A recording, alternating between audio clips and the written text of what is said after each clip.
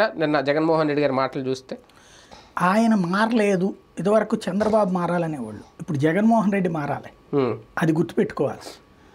ఇప్పుడు కూర్చుని ఈ మాటలు చెప్పుకొచ్చారు. ఆయన రాజకీయం తెలియదనాలా, లేకపోతే కనుక తనని తాను ఒక దాన్ని ఏమంటారు, సేవియర్గా ఫీల్ అవ్వడం మానేయాలి.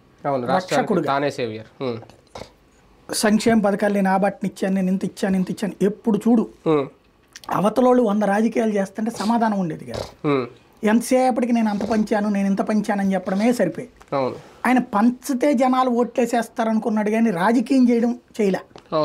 అవతల మీడియాతో అవతల రాజకీయం చేస్తున్నారు, అవతల స్వచ్ఛంద సంస్థలు రాజకీయం చేస్తున్నారు, కూటమి గట్టి రాజకీయం చేస్తున్నారు, అలాగే నీ పార్టీ వాళ్ళని అవతలకి లాక్కుని రాజకీయం చేస్తున్నారు, నీ పార్టీలో నీకే వ్యతిరేకంగా క్రియేట్ చేసి రాజకీయం చేస్తున్నారు, నీ ఇంట్లోనే రాజకీయం చేస్తున్నారు.